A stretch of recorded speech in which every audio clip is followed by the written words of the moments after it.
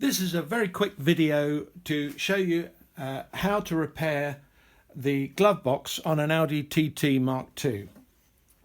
It's going to be quick because I'm not going to be able to show you me actually effecting the repair because I've already done it. I didn't make a video of me doing it because I didn't know I was going to be able to do it until I tried. So the question is, first of all, why does the hinge on the Audi TT glove box break so much? And I think the answer to that is because there's this damper here, and as you open the glove box, so the damper is there to make the effect of opening and closing smoother. But unfortunately, if that means that if you really try to close the glove box very quickly or open it quickly, then because you've got this damper trying to slow down the motion, it can break just here. And you can just see where I've made a repair there. I think it's probably going to be better when I put this back in to disconnect this damper and live without the damper altogether, because you may know that it needs special care not to push and pull the glove box too quickly, but your passenger, particularly if they're children, may not, and they just give it a shove and that will break it. So how did I repair it? Well, you can already see I've got some metal there, and I'm just going to explain how I went through the process of repairing it. Now, first of all, this is where the brake was, just here. And you can't go to Audi and say, oh, can I have a new hinge, because this is all a complete unit.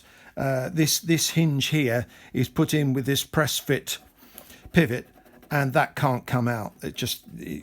There is no repair for it. You'll be very lucky if you find a glove box on eBay which isn't broken at the hinge, and if you do, it'll be over £100 probably, and there's nothing to say you won't break it again down the line. So I think this repair I've made is very sturdy and will last as long as the car lasts. First thing I did was to glue the broken parts together, and the only glue that I can recommend for that is, it says reaching to the shelf, Gorilla Glue. This stuff is just incredible. I've tried super glue, doesn't work. Gorilla Glue is just amazing. And it, as you can see just there, it expands and it's very good with hard plastics. Now, glue in itself, of course, is never going to work on its own. So we're going to have a metal bracket. So you can see the metal bracket that I have made here, and it's in a J shape. It goes down there and comes around and fixes on the back here. And if it was just from here to here, then it's not going to be nearly as strong as if it goes around the corner the way this does, because as the glove box opens, so you've got pressure going around the corner, and you're not so reliant on this little piece here and that screw holding the whole drawer. So 1mm stainless steel I've used, and I fabricated that piece. 2 holes here, 1 hole there, 2 round the corner. Nice chunky screws and flange head screws.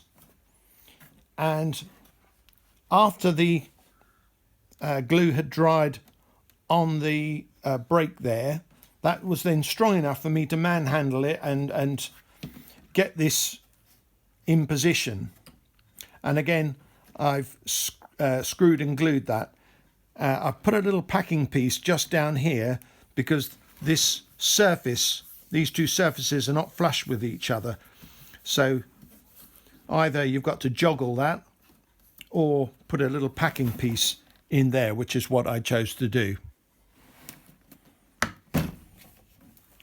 So that's my repair. The other hinge wasn't broken, and I think the other hinge doesn't break because there is no damper on that side, so it's not forced against something. But if it broke, I would have to do the same thing. The other thing is worth mentioning is that because of the bulk of this metal, I've had to increase this hole here. And I did that with a jigsaw and just got the blade in there and took a bit of material out. And I think you can see the difference between that one there and the other hinge there. So it's just a matter of taking a little bit out of there so that there's room for the metal bracket to hold it. Time will tell whether that's a permanent repair, but I think it will last a long time. So it's now just a matter of installing it into the car. By the way, this pin here, I cut the head off that, but there was no need. In actual fact, the other side of that just needs a pinch with a pair of long nose pliers, and you can press that pin out.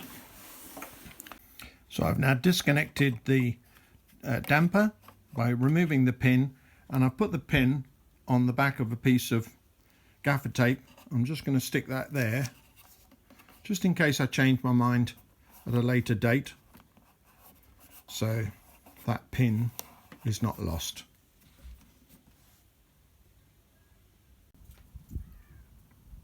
There are 6 bolts that hold the glove box in position.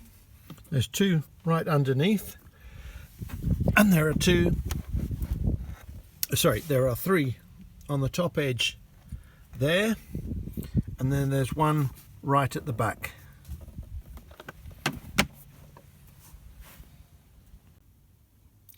When you take the glove box down, you'll find that there's an electrical connector here. Just got to unclip this one. It was a bit fiddly, but you get in there with a little fine screwdriver and squeeze these catches together, and that should come out. I'm just in the process of putting the glove box back in. So there we go, that clicks in. I did actually remove this one and this one, but there's no need to. This is the only one on this model. I don't have a CD changer here, so maybe if there's a CD changer on your car, you'll have another connector to disconnect. So there's the final result. You can't just see the repair from the position of the passenger or the driver, but it's not really very visible, and it's much better to have a working glove box than to not have a working glove box. Just be careful that when you open it, don't let it just undo the catch and just let it drop. With gravity, always open it and support it until it reaches the bottom, and then you'll have no problem, I'm sure, with that hinge breaking again.